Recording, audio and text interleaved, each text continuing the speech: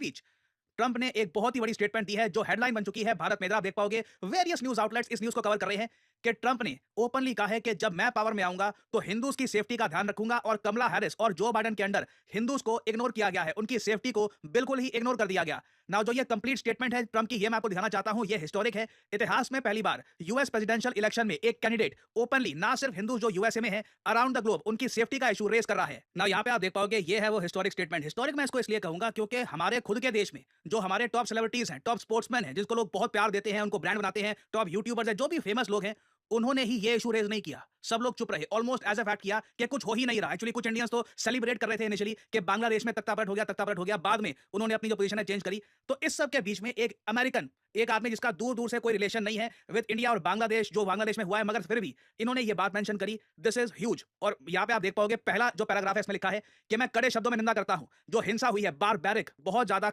इन्होंने यहाँ पे कड़े शब्द यूज किए हैं, बारबैरिक वायलेंस हुई है हिंदूज क्रिश्चियंस के अगेंस्ट और बाकी माइनॉरिटीज के अगेंस्ट, जिनको अटैक किया गया और लूटा गया मॉब्स द्वारा इन बांग्लादेश। फाइनली मैं कहूंगा वर्ल्ड स्टेज पर एक इंपॉर्टेंट व्यक्ति ने ये इशू रेस किया है। पीएम मोदी ने भी ये इशू रेस किया था मोहम्मद यूनुस के साथ, बट ये ऐसी भाषा आप कह लीजिए पीएम मोदी ने भी यूज नहीं करी थी। This is quite extraordinary. और आगे उन्होंने ये भी ऐड किया कि Bangladesh which remains in A total state of chaos. यहां पर ट्रंप दबे शब्दों में मान रहे हैं कि यूएस की जो नीति थी बांग्लादेश को लेकर बहुत गलत थी, जो यूएसए ने किया बांग्लादेश में, इससे देखिए माइनॉरिटीज पे अटैक हुआ है और वो कंट्री काफी अनस्टेबल हो गया है। पता नहीं लग रहा कि वहां पे इलेक्शन होंगे नहीं होंगे। और आगे ये कहते हैं it would never happened on my watch. अगर मैं प्रेसिडेंट होता तब ऐसा बांग्लादेश में कभी ना होता। आगे ऐड करते हैं कि कमला हैरिस, जिनको ये काफी बार कमला हैरिस भी बोलना पसंद करते हैं, तो ये कह रहे हैं कमला हैरिस और जो बाइडेन ने इग्नोर किया है हिंदूज को across the world and in America. ना आप एक बात नोट करिएगा, ये सिर्फ यहां पे अमेरिकन हिंदूज की बात नहीं कर रहे।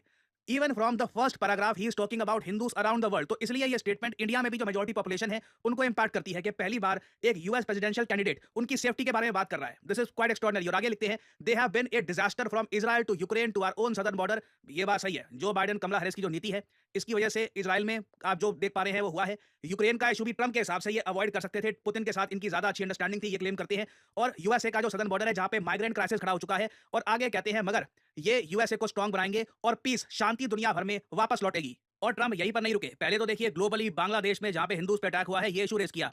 आगे इन्होंने ये भी बोला है कि वी, इनकी मतलब पूरी जो टीम है, ये रक्षा करेगी हिंदू अमेरिकन की against the anti religion agenda of radical left. जो लेफ्टिस्ट लोग हैं वो इनके हिसाब से काफी बार अमेरिकन हिंदूज को टारगेट करते हैं, तो ये कह रहे हैं कि ये अमेरिकन हिंदूज की भी रक्षा करेंगे। We will fight for your freedom under my administration, we will also strengthen our great partnership with India and my good friend PM Modi. Now ये स्टेटमेंट बहुत ज्यादा मैटर करती है क्योंकि आपको याद होगा इससे पहले ट्रंप ने कई बार ये कहा है कि ग्लोबली बहुत सारे देशों पर ये टैरिफ लगा देंगे और उन्हीं टैरिफ से यूएस गवर्नमेंट कमाएगी और इनकम टैक्स ये अपने देश में बहुत ज्यादा कम कर देंगे। इस स्टेटमेंट से हमको एक आइडिया ये लगता है कि इंडिया के लिए हमेशा ये स्पेशल स्पॉट रखेंगे। लगता नहीं है कि इंडिया को सेम ट्रीटमेंट मिलने वाला है जो परहैप्स यूरोप या फिर चाइना या बाकी कंट्रीज को मिलेगा।